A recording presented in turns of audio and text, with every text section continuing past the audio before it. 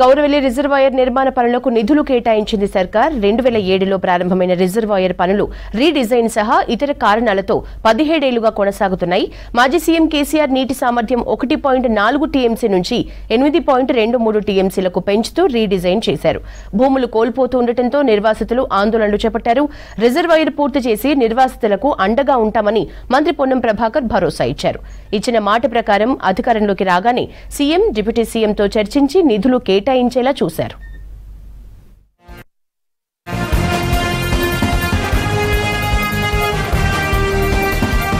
సిద్దిపేట జిల్లాలోని మెట్ట ప్రాంత వరదాయిని గౌరవెల్లి రిజర్వాయర్ గండాలు తొలగిపోనున్నాయి.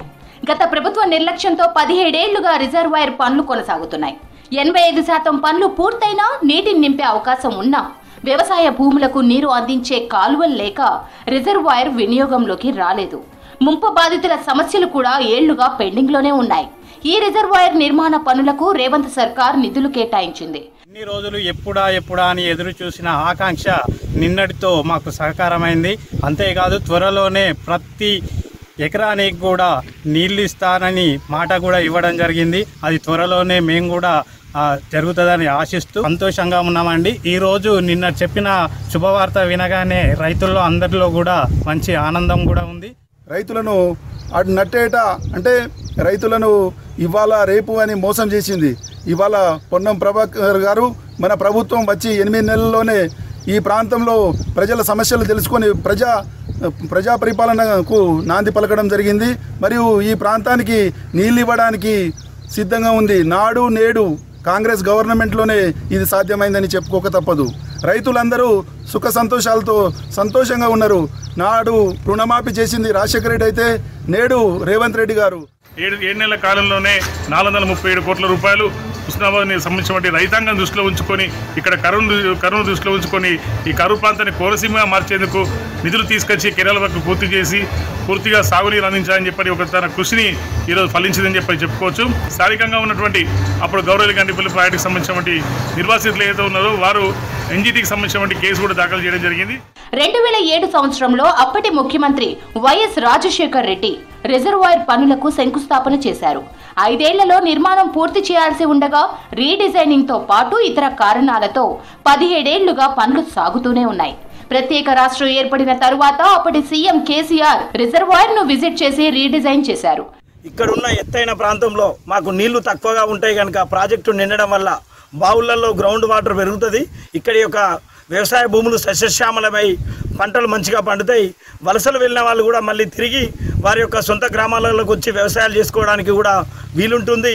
అలాగే రైతులకు రైతు కూలీలు అయితే ఎవరైతే ఉంటారో వారికి కూడా కూలి పని దొరకడం వల్ల అందరూ సంతోషంగా సుఖ సంతోషాలతో ఉంటారు అని చెప్పేసి ఇలాంటి నిర్ణయం తీసుకున్న గవర్నమెంట్ ఏదైతే ఉందో రైతు పార్టీ కాంగ్రెస్ పార్టీ 437 కోట్లతో పాటుగా నిర్వాసితులకు సంబంధించిన అంశాలను కూడా పరిశీలించి మీకు న్యాయం చేస్తామని హామీ ఇవ్వడం జరిగింది. హామీతో పాటు కూడా మాకు కూడా న్యాయం చేస్తారనే ఆశలు కూడా కలుగుతూ ఉన్నాయి. మరి ఈ విధంగా గత పాలకులు చేసిన దుశ్చర్య ఏంటంటే మా మీద ఈరోజు వారు కేసులు కొట్టిండ్లు మొగని కొట్టి మోసం చేర్చిన విధంగా మమ్మల్ని కొట్టిర్రు, మా మీద కేసులు పెట్టిర్రు. ఈ విధంగా గత పాలకులు చేసిన దుశ్చర్యలన్నీ కూడా మంత్రి గారి దృష్టిలో ఉన్నాయి.